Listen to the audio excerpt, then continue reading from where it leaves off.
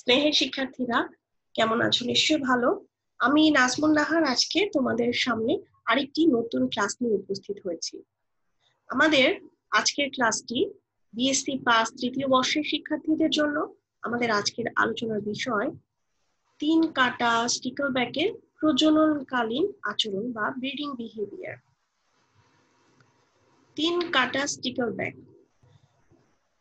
প্রথমে এই 3 কাটা স্টিকলব্যাকের সাথে চলো আমরা পরিচিত হই। এটি অস্ট্রিকথি শ্রেণীর অন্তর্গত গ্যাস্টেরোস্টিফর্মিস বর্গের গ্যাস্টেরোস্টিডি গোত্রভুক্ত এবং এর সায়েন্টিফিক নেম হচ্ছে গ্যাস্টেরোস্টিয়াস অ্যাকুলিয়েটাস। এর যে সম্মুখ ভাগ, এর সম্মুখ ভাগে 3টি সুগঠিত কাটা থাকে। এই যে চিত্রটি রয়েছে সেই চিত্রে আমরা দেখতে পাচ্ছি এর যে ডরসাল সাইড, সেই ডরসাল সাইডে 3টি সুগঠিত কাটা থাকে। এখন আমরা এর প্রজননকালীন যে আচরণ, সে আচরণ সম্পর্কে জেনে নেব। এর যে প্রজননকালীন আচরণ সেটিকে আমরা কয়েকটি হেডলাইনে আলোচনা করবার চেষ্টা করেছি। প্রথমে আসছে যে এর যে স্বীয় অধিকারধীন অঞ্চলের পরিসীমা বা টেরিটরি সিলেকশন। সাধারণত কোনো বসন্তের শুরুতে যে যৌন পরিপক্ক মাছ সেটি সমুদ্রের উপকূলবর্তী অঞ্চল থেকে স্বাদু পানির যে অগভীর অঞ্চল সেদিকের দিকে মাইগ্রেশন ঘটায় এবং প্রথমে যে পুরুষ মাছগুলো রয়েছে তারা দলছুট হয়ে সুবিধাজনক কোনো স্থানে আপন জলসীমানা নির্ধারণ করে। এই সময় যদি কোনো আগন্তুক অন্য কোনো পুরুষ স্টিকলব্যাক সেই সীমানার মধ্যে প্রবেশ করে, তাহলে সেই পুরুষটি সরাসরি আক্রমণের পরিবর্তে কিছু অদ্ভুত ধরনের আচরণের মাধ্যমে ওই আগন্তুককে ভীতি প্রদর্শন করে। যেমন তার যে 3টি পৃষ্ঠীয় কাটা রয়েছে, সেই কাটা খাড়া অবস্থায় এবং মুখ হা করে কামড় দেওয়ার ভঙ্গিতে ওই আগন্তুকের দিকে তেড়ে আসে এবং এতেও যদি কাজ না হয় তখন সে তার মাথা নিম্নগামী করে লেজ উপরের দিকে তুলে পানির মধ্যে খাড়াভাবে অবস্থান করতে থাকে। এই সময় তার যে শ্রোণী কাটা রয়েছে সেটি আন্দোলিত হয় এবং ঝাঁকুনি সহকারে খুব জোরে জোরে আন্দোলিত হতে থাকে এবং এই যে যুদ্ধ উন্মাদনার যে এই আচরণ বা ছাপ, এটাকে সীমানা যুদ্ধ বা টেরিটরি যে ফাইট সেটি বলা হয়ে থাকে। পরের যে হেডলাইনটা রয়েছে সেটি হচ্ছে বাসা নির্মাণ বা নেস্ট বিল্ডিং। সাধারণত যখন কোনো টেরিটরি নির্ধারণ হয়ে যায় তখন যে পুরুষ স্টিকলব্যাক সেটি তার বাসা তৈরিতে মনোনিবেশ করে এবং বাসা তৈরিতে কোনো স্ত্রী অংশগ্রহণ করে না। আমরা এই চিত্রতে দেখতে পাচ্ছি একটি স্টিকলব্যাকের বাসা।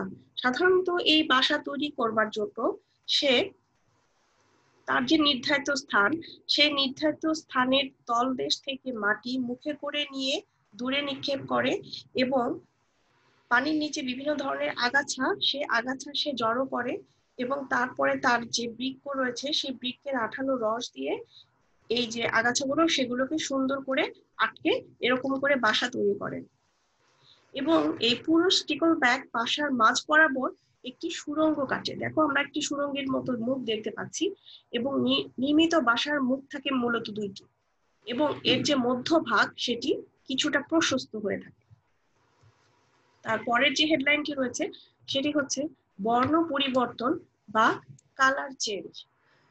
সাধারণত যখন বাসা নির্মাণ হয়ে যায় তখন তার শরীরের এই মেটিং করবার জন্য তার শরীরের কিছু পরিবর্তন ঘটতে থাকে। যেমন পুরুষের বর্ণে আকর্ষণীয় পরিবর্তন ঘটে, দেহের অঙ্কীয় দেশের লালচে বর্ণ আরো লাল হয় এবং পিঠের উপর বিন্যস্ত কালো রঙের কোষগুলো সংকুচিত হয়ে ক্ষুদ্র ক্ষুদ্র বিন্দুতে পরিণত হয় এবং পৃষ্ঠদেশ উজ্জ্বল নীলাভ এবং সাদা দেখায়।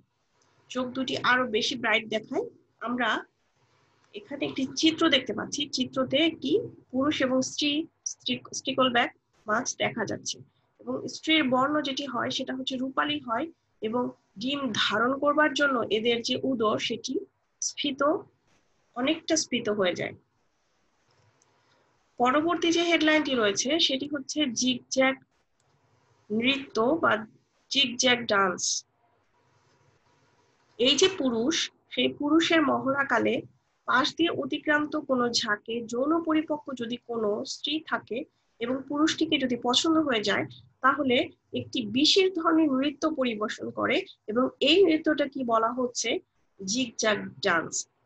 সাধারণত এই নৃত্যের ধরনটি এমন যে পুরুষটি প্রথমে স্ত্রী থেকে দূরে দ্রুত সাঁতরে অন্যদিকে চলে যায় এবং হঠাৎ করে স্ত্রীর দিকে মুখ বড় করে হা করে আবার ফিরে আসে, এবং কখনো কখনো দেখা যায় কাটার সাহায্যে পুরুষটি স্ত্রীর উদরে মৃদু একটা আঘাত তৈরি করে তাকে এক্সাইটেড করে, এবং এই অধিকাংশ সময় জিগজ্যাগ নৃত্যে পুরুষটি স্ত্রীর বেশ কাছে এসে থেমে যায় এবং ঘুরে আবার তার নৃত্য পরিবেশন শুরু করে।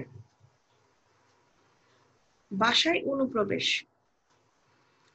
এই যে জিগজ্যাগ ডান্স, সেটি এই নৃত্যটি দেখে অধিকাংশ স্ত্রী দেখা যায় ভয় পেয়ে দ্রুত অন্য জায়গায় চলে যায়, কিন্তু যে সকল যৌন পরিপক্ক স্ত্রী এবং ডিম পাড়ার জন্য প্রস্তুত থাকে তারা পুরুষের নিকটগামী হয় এবং পুরুষটি ঘুরে দ্রুত বাসার দিকে সাঁতরাতে থাকে। এই যে ফিমেল, সেটিও তাকে অনুসরণ করে এবং বাসায় পৌঁছে পুরুষটি তার তুণ্ড দিয়ে স্ত্রীর প্রবেশদ্বারে ধাক্কা দিতে থাকে এবং বাসায় অবস্থানকালে স্ত্রীর যে মাথাটা এবং লেজটা সেটা বের হয়ে থাকে, যেটা আমরা দেখেছি তাদের বাসার ধরন দেখে। বাসাটা অনেকটা সুড়ঙ্গ আকৃতি এবং এর জন্য তার মাথা এবং লেজ যে অংশটা সেটি বাইরে বের হয়ে থাকে। এই সময় পুরুষটি তার তুণ্ড দিয়ে স্ত্রীর লেজের গোড়ায় বারবার খোঁচা দিতে থাকে। আমরা দেখতে পাচ্ছি এই চিত্রটির মাধ্যমে এই যে মাথার অংশটা এবং লেজের অংশটা, এটি কিন্তু তার যে বাসা রয়েছে সুড়ঙ্গ আকৃতি, সেই সুড়ঙ্গ আকৃতি বাসা থেকে বাইরে বের হয়ে আছে। এখন যে হেডলাইনটা নিয়ে কথা বলবো সেটা হচ্ছে ডিম পাড়া। পুরুষের তুণ্ডের খোঁচায় যখন তার এক্সাইটেড হয় তখন স্ত্রীটির লেজে কিছুক্ষণ পরপর ঝাঁকুনি লাগে এবং স্ত্রীটি বারবার লেজ উঁচু করতে থাকে এবং অবশেষে পুরুষের ঐকান্তিক প্রচেষ্টায় স্ত্রী ডিম পাড়া শুরু করে। ডিম ছাড়ার পর স্ত্রীটি বাসা পরিত্যাগ করে এবং চলে যায়। ডিম অথবা বাচ্চা কোনোটির প্রতি তারা কেয়ারফুল হয় না এবং এই স্টেজটা হচ্ছে ফার্টিলাইজেশন। এটা একটা গুরুত্বপূর্ণ স্টেজ। পুরুষটি বাসায় প্রবেশ করবার চেষ্টা করলে স্ত্রী তখন তার যে ডিমগুলো রয়েছে সেগুলো ছেড়ে চলে যায় এবং এই সময় পুরুষের শুক্রাশয় থেকে নির্গত শুক্রাণু দ্বারা ডিমগুলো নিষিক্ত হয়। তো আমরা এতক্ষণ যে হেডলাইন গুলো নিয়ে কথা বলেছি, সেই হেডলাইন গুলোকে যদি আমরা খুব সাধারণভাবে একটি চিত্রের মাধ্যমে দেখাতে পারি, তাহলে চিত্রটা হবে এরকম। যেমন এখানে একটি ফিমেল এবং একটি মেল স্টিকলব্যাককে দেখা যাচ্ছে। তারা এখানে যে মেল সেটি জিগজ্যাগ নৃত্যরত এবং পরবর্তীতে মেলটি দেখা যাচ্ছে যে ফিমেলকে অ্যাট্রাক্ট করবার জন্য এখানে নৃত্য পরিবেশন করছে এবং নৃত্য পরিবেশন করবার পর মেলটি যখন তার বাসার দিকে যেতে শুরু করে তখন এই যে ফিমেল সেটি তাকে ফলো করে। ফলো করবার পরে তাদের যে নির্মিত বাসাটা রয়েছে সেই বাসাটার মধ্যে ফিমেল প্রবেশ করে এবং মেল বাইরে থাকে এবং তাকে এক্সাইটেড করবার জন্য তার লেজে সুড়সুড়ি দিতে থাকে এবং মেল যেটা করে ফিমেলকে ডিম দেওয়ার জন্য তাকে মোটিভেট করতে থাকে এবং ডিম দেওয়ার পর ফিমেল চলে যায় এবং তারপরে মেল সেখানে তার যে স্পার্ম সেটি দিয়ে সেই যে ডিমগুলো সেই ডিমগুলোকে ফার্টিলাইজ করে। মূলত এই চিত্রটি হচ্ছে 3 কাটা স্টিকলব্যাকের যে ব্রিডিং বিহেভিয়ার তার একটা সামারাইজ চিত্র। এখন আমরা সর্বশেষ যে হেডলাইনটা সেটা হচ্ছে যে মেল রয়েছে সেই মেলের ফার্টিলাইজেশনের পরে তার যে ডিউটিটা, সেই ডিউটিগুলো কি সেগুলো নিয়ে আমরা এই যে হেডলাইন, এই হেডলাইনের আলোকে আন্ডারে কথা বলবো। যখন ফার্টিলাইজেশন কমপ্লিট হয়ে যায় তখন মেলটা স্ত্রীকে ধাওয়া করে এবং একাকী বাসায় ফিরে আসে এবং মেল ফিমেল উভয়ই বাসায় প্রবেশের সময় যখন দেখা যায় যে বাসার উপরের যে ছাদটা রয়েছে সেটা যদি ছিঁড়ে যায় তখন সেটা ঠিক করবার দায়িত্ব এসে পড়ে কিন্তু পুরুষের উপর এবং নিষিক্ত যে ডিমগুলো রয়েছে সেগুলো বাসার যথাস্থানে লুকিয়ে রাখা কাজও কিন্তু পুরুষের। ডিম ও বাচ্চার প্রতি যত্ন নেওয়া কেবল পুরুষের কাজ, আর স্ত্রীর কাজ কিন্তু ডিম পাড়া। আমরা আগেই জেনেছি ডিম পাড়ার পর সে বাসা ছেড়ে চলে যায়। কয়েকদিনের মধ্যে পুরুষটি থোকায় থোকায় ডিম জড়ো করে। এই সময় পুরুষটির যে চাকচিক্য সেটার উপর কিন্তু ভাটা পড়ে এবং যৌন তাড়না হ্রাস পায় এবং তার যে প্যারেন্টাল বিহেভিয়ার সেটা জেগে ওঠে। মেল সেটি তার স্বজাতীয় স্ত্রী, পুরুষ, অন্যান্য মাছ কিংবা অন্যান্য খাদক যাই থাকুক না কেন, যে কোনো প্রবেশকারীকে কখনো সে বাসার ধারে ভিড়তে দেয় না। এবং মেল তার যে ফার্টিলাইজড এগ গুলো রয়েছে সেগুলো পরিস্ফুটনের জন্য প্রয়োজনীয় পরিবেশ তৈরি করে। এবং পরিবেশ তৈরি করবার একটা উপায় হলো ফ্যানিং, কারণ এই ফ্যানিং এর মাধ্যমে সে যখন ফ্যানিং করে তখন প্রয়োজনীয় যে অক্সিজেনের চাহিদা সেটি নিশ্চিত হয় এবং এর মাধ্যমেই ডিমগুলো ফুটে পোনা বের হতে শুরু করে এবং এটি কমপ্লিট হতে তাদের 7 থেকে 8 দিন সময় লাগে। পোনাগুলো যখন বাসা ত্যাগ করা শুরু করে তখন সেই মেল মাছটি ফ্যানিং বন্ধ করে দেয় এবং পোনাগুলো পাহারা দেওয়া শুরু করে এবং যে কোনো ধরনের আগন্তুক থেকে পোনাগুলোকে রক্ষা করা কিন্তু পুরুষের দায়িত্ব। প্রায় 15 দিন পর সেগুলো কিন্তু স্বাধীনভাবে চলাফেরা করবার জন্য উপযোগী হয় এবং এই স্বভাবটা তারা রপ্ত করে ফেলে।